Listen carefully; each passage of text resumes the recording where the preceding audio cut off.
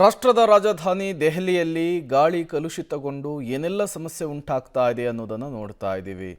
ಅಲ್ಲಿಯ ಪರಿಸ್ಥಿತಿಯನ್ನು ನಿಯಂತ್ರಿಸೋದಕ್ಕೆ ಅಲ್ಲಿಯ ಸರ್ಕಾರ ಹೇಗೆ ಹೆಣಗಾಡ್ತಾ ಇದೆ ಅನ್ನೋದನ್ನು ನೋಡ್ತಾ ಇದ್ದೀವಿ. ಮತ್ತೊಂದು ಕಡೆ ಸುಪ್ರೀಂ ಕೋರ್ಟ್ ಕೂಡ ಸರ್ಕಾರಕ್ಕೆ ಉಗಿದು ಉಪ್ಪಿನಕಾಯಿ ಹಾಕ್ತಾ ಇದೆ. ಈಗ ಬೆಂಗಳೂರಿನಲ್ಲೂ ಕೂಡ ಜನರಿಗೆ ಇದೇ ರೀತಿಯ ಆತಂಕ ಸೃಷ್ಟಿಯಾಗಿದೆ. ಯಾಕಾಗಿ ಏನು ಕತೆ, ಬನ್ನಿ ನೋಡ್ಕೊಂಡು ಬರೋಣ. ರಾಷ್ಟ್ರ ರಾಜಧಾನಿಯಂತೆ ರಾಜ್ಯ ರಾಜಧಾನಿಯಲ್ಲೂ ವಿಷಯುಕ್ತ ಗಾಳಿ. ದೆಹಲಿಯಂತೆ ಬೆಂಗಳೂರಿನಲ್ಲೂ ಪೊಲ್ಯೂಷನ್ ಎಮರ್ಜೆನ್ಸಿ.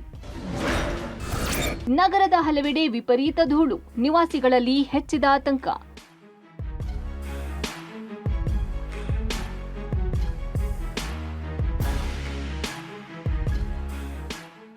ರಾಷ್ಟ್ರ ರಾಜಧಾನಿ ದೆಹಲಿಯಲ್ಲಿ ವಾಯು ಮಾಲಿನ್ಯ ಗರಿಷ್ಠ ಮಟ್ಟಕ್ಕೆ ತಲುಪಿದ್ದು ಹೆಲ್ತ್ ಎಮರ್ಜೆನ್ಸಿ ಶುರುವಾದಂತಿದೆ.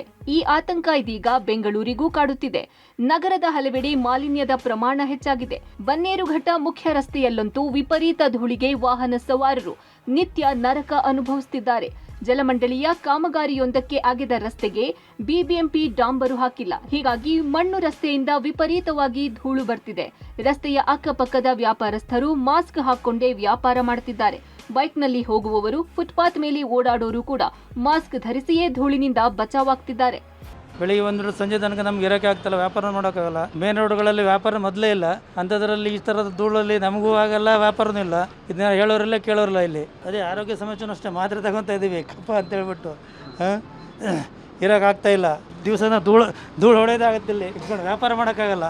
ಈ ರೋಡ್ ಮೇಲೆ ನಾವು ಇರೋದು 20 ವರ್ಷದಿಂದ, ಯಾವಾಗಲೂ ಈ ಥರನೇ ಇರೋದು ಇದು ರೋಡು. ಇವಾಗ ವಿಪರೀತ ಕೆಟ್ಟದಾಗಿದೆ. ಎಲ್ಲ ತೋಡಿಟ್ಟಿದ್ರು, ಇವಾಗ ಅದು ಮುಚ್ಚಿದ್ದಾರೆ. ಆದರೆ ಇಷ್ಟೊಂದು ಧೂಳು ಎಬ್ಸ್ಬಿಟ್ಟಿದ್ದಾರೆ. ಅದು ಪೈಪ್ ಹಾಕಿದ್ದಾರೆ, ಸರಿಯಾಗಿ ಇದು ಮಾಡೇ ಇಲ್ಲ. ರೋಡು ಮಾಡಿದ್ದು ರೋಡು ಕೆಡಿಸಿಟ್ಟಿದ್ದಾರೆ. ಆಮೇಲೆ ಎಲ್ಲರಿಗೂ ಧೂಳು, ಕೆಮ್ಮು, ನೆಗಡಿ, ಜ್ವರ, ಇದರಿಂದ ತುಂಬಾ ಅಲರ್ಜಿ ಆಗ್ತಾ ಇದೆ. ನಮ್ಗೆಲ್ರಿಗೂ ತುಂಬಾ ತೊಂದರೆ ಇದೆ. ಓಡಾಡೋಕ್ಕೂ ಆಗ್ತಾ ಇಲ್ಲ. ಮಾಸ್ಕ್ ಹಾಕೊಂಡು ಓಡಾಡ್ತಾ ಇದ್ದೀವಿ.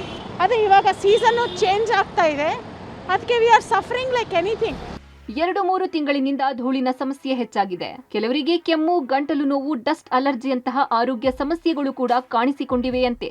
ಇನ್ನು ರಸ್ತೆಯ ಪಕ್ಕದಲ್ಲಿ ಮನೆಯೊಂದರ ಕಿಟಕಿಗೆ ಸೀರೆಯನ್ನ ಕಟ್ಟಿ ಧೂಳಿನಿಂದ ಮನೆಯಲ್ಲಿದ್ದ ಮಕ್ಕಳನ್ನ ಸುರಕ್ಷಿತವಾಗಿ ಕಾಪಾಡಿಕೊಳ್ಳುತ್ತಿದ್ದಾರೆ. ಜೆಪಿ ನಗರದ ರಸ್ತೆಯಿಂದ ಗೊಟ್ಟಿಗೆರೆ, ಬನ್ನೇರುಘಟ್ಟಕ್ಕೆ ಹೋಗುವ ರಸ್ತೆ, ಅರಕೆರೆ, ಹುಳಿಮಾವುಗೆ ಸಂಪರ್ಕ ಕಲ್ಪಿಸುವ ರಸ್ತೆಯಲ್ಲಿಯೂ ವಿಪರೀತ ಧೂಳು ಇದೆ. 4ರಿಂದ 5 ಕಿಲೋಮೀಟರ್ ತನಕ ಇದೇ ಧೂಳಿನ ರಸ್ತೆಯಲ್ಲಿ ಜನ ಅನಿವಾರ್ಯವಾಗಿ ಓಡಾಡ್ತಿದ್ದಾರೆ. ದೆಹಲಿಯಲ್ಲಿ ವಾಯು ಮಾಲಿನ್ಯ ಗರಿಷ್ಠ ಮಟ್ಟಕ್ಕೆ ತಲುಪಿದೆ. ಉಸಿರಾಟದ ಸಮಸ್ಯೆ ಕೂಡ ತೀವ್ರಗೊಳ್ತಾ ಇದೆ.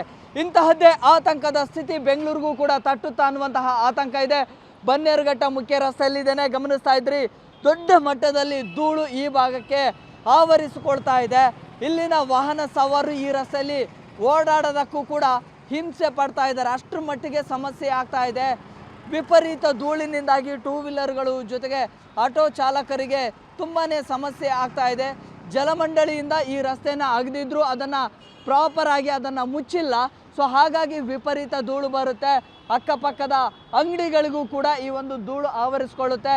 ಜೊತೆಗೆ ಜನ ಕೂಡ ಮುಖಕ್ಕೆ ಮಾಸ್ಕನ್ನು ಹಾಕ್ಕೊಂಡು, ಕರ್ಚೀಫನ್ನು ಹಿಡ್ಕೊಂಡು ಓಡಾಡುವಂತಹ ಸ್ಥಿತಿ ಕೂಡ ನಿರ್ಮಾಣ ಆಗಿದೆ. ಗಮನಿಸ್ತಾ ಇದ್ರಿ ಎಷ್ಟರ ಮಟ್ಟಿಗೆ ಧೂಳು ಆವರಿಸ್ಕೊಳ್ತಾ ಇದೆ ಅಂತ ಹೇಳಿ. ಈಗ ರಸ್ತೆಯನ್ನು ದಾಟೋದಕ್ಕೆ ಒಬ್ಬರು ಇಲ್ಲಿ ಮುಖಕ್ಕೆ ಕರ್ಚೀಫನ್ನು ಇಟ್ಕೊಂಡಿದ್ದಾರೆ. ಮುಂದೆ ಕೂಡ ಗಮನಿಸ್ತಾ ಇದ್ರಿ, ಒಂದು ಬಸ್ಸು ಹೋಗ್ತಾ ಇದೆ, ಮುಂದೆ ದಾರಿ ಕೂಡ ಕಾಣೋದಿಲ್ಲ. ಅಷ್ಟರ ಮಟ್ಟಿಗೆ ಇಲ್ಲಿ ಧೂಳು ಆವರಿಸ್ಕೊಂಡಿದೆ. ಜೊತೆಗೆ ಅಕ್ಕಪಕ್ಕದ ಅಂಗಡಿಗಳಿಗೂ ಕೂಡ ಸಮಸ್ಯೆ ಆಗ್ತಾ ಇದೆ. ಮನೆ ಇದೆ ಮೇಲ್ಭಾಗದಲ್ಲಿ, ಮೇಲಿನ ಫ್ಲೋರಲ್ಲಿ ಆ ವಿಂಡೋಗಳಿಗೆ ಆ ಒಂದು ಧೂಳು ಹೋಗದೇ ಇರುವಂತಹ ನಿಟ್ಟಿನಲ್ಲಿ ಈಗ ಬಟ್ಟೆಯನ್ನು ಕಟ್ಟಿದ್ದಾರೆ, ಸಾರಿಯನ್ನು ಕಟ್ಟಿ ಮಕ್ಕಳನ್ನು ಸುರಕ್ಷತೆಯಾಗಿ ಇಡೋದಕ್ಕೆ ಕೂಡ ಆ ಮನೆಯವರು ಮುಂದಾಗಿದ್ದಾರೆ. ನಿಜಕ್ಕೂ ಕೂಡ ಒಂದು ರೀತಿಯಲ್ಲಿ ಆತಂಕದ ಸ್ಥಿತಿ ಇಲ್ಲಿದೆ. ನಗರದಲ್ಲಿ ವಾಹನಗಳ ಹೊಗೆ, ರಸ್ತೆಯಿಂದ ಬರುವ ಧೂಳು, ವೈಟ್ ಟ್ಯಾಪಿಂಗ್ನಂತಹ ಕಾಮಗಾರಿಗಳಿಂದಲೇ ವಾಯು ಮಾಲಿನ್ಯವಾಗಿ ಪಾದಾಚಾರಿಗಳಿಗೆ, ವಾಹನ ಸವಾರರ ಶ್ವಾಸಕೋಶಕ್ಕೆ ಹಾನಿ ಮಾಡಲಿದೆ. ರಸ್ತೆ ಧೂಳು ಮನುಷ್ಯನ ರಕ್ತನಾಳಗಳಿಗೆ ಸೇರುವ ಮೂಲಕ ಶ್ವಾಸಕೋಶ ಮತ್ತು ಹೃದಯ ಕಾಯಿಲೆಗಳು, ಪಾರ್ಶ್ವವಾಯು ಹಾಗೂ ಕ್ಯಾನ್ಸರ್ನಂತಹ ಕಾಯಿಲೆಗೆ ಕಾರಣವಾಗಲಿದೆ. ನಗರದಲ್ಲಿ ಮಾಲಿನ್ಯ ನಿಯಂತ್ರಣಕ್ಕೆ ಮಾಲಿನ್ಯ ನಿಯಂತ್ರಣ ಮಂಡಳಿಯಿಂದ ಯಾವುದೇ ಕ್ರಮಗಳು ಆಗ್ತಿಲ್ಲ. ಹೀಗೆ ಬೆಂಗಳೂರಿನ ಮಾಲಿನ್ಯದ ಬಗ್ಗೆ ನಿರ್ಲಕ್ಷ್ಯ ಮಾಡಿದ್ರೆ ದೆಹಲಿಯ ಪರಿಸ್ಥಿತಿ ಬೆಂಗಳೂರಿಗೂ ಬರೋಕೆ ಹೆಚ್ಚು ಸಮಯ ಬೇಕಿಲ್ಲ. Prakash, public TV, Bengaluru.